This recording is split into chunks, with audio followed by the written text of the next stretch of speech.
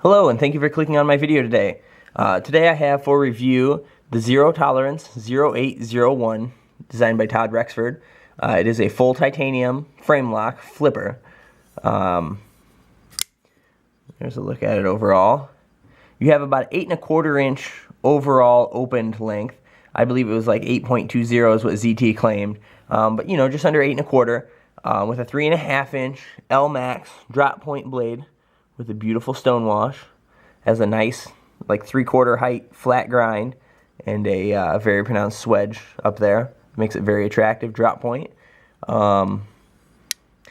Is probably one of the smoothest production flippers I have ever had a chance of owning, carrying, or fondling. There are a few others out there that are real nice and smooth, but I think this is about what takes the cake. I've handled Southards, Spyderco Southards. I've handled ZT0560s, 0561s. I have handled the Spyderco Domino, but none of them really compare to the nice, smooth action of the ZT801. This, in my opinion, is a perfect production flipper. Just absolutely perfect in every way.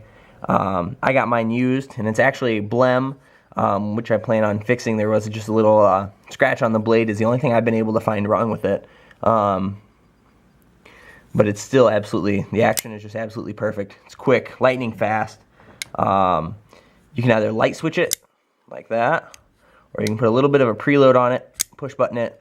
No matter how you flip it, I mean, it comes out smooth.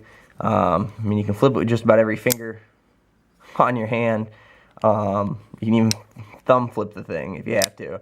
It's just ridiculously smooth, ridiculously beautiful. But it weighs, I believe it's somewhere between 5.5 and 6 ounces, and it's about a 1/2 inch thick. So, it is what I would consider a mid to large knife, but it doesn't feel like a large knife in the hand. It just feels, it's like absolute perfect. The ergonomics kind of melt in your hand.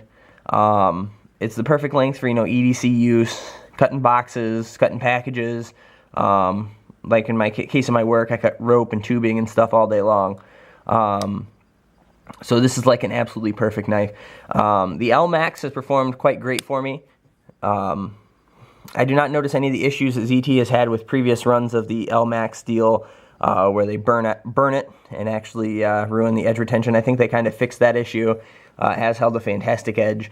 Actually, all I've had to do since I had it is drop it, and it has been perfect since. It does have a hardened stainless steel lock bar insert that does act as a over travel stop, so you don't get any of the stickiness that you would with the titanium lock interface, and you cannot overextend that too far this way and ruin the spring tension.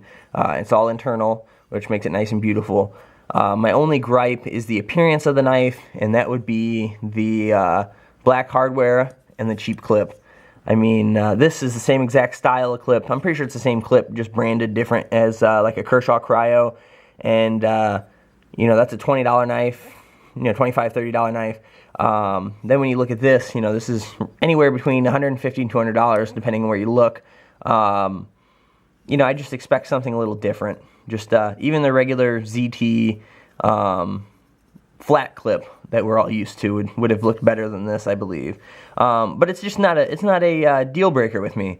It's still a very fantastic, very functional knife, and I may end up polishing all of the hardware anyway, because as this is a blem, the only blemish I have noticed, I'm not sure if you're gonna be able to make it out, right here by the serial number, there's a scratch that goes from where they drilled the detent hole out. That is the only blemish I've been able to find. And maybe the lockup wasn't, up to their specs. It is a little further than I have seen. It's about 55 to 60%. But that doesn't bother me at all. It's still an absolutely wonderful knife. I actually prefer a mid to late lockup. I don't know why. I mean, I'm not too crazy about an early lockup. As long as the knife functions, I could care less. It does feature a lanyard hole on the rear of the knife here, as well as some black standoffs to match the hardware. All in all, I'd say it's a great buy. If you're in the market for a nice, flipping, beautiful knife, this would be it. So that's about all I have to say about it. I highly, highly recommend it. You guys have a good one. Thanks for watching.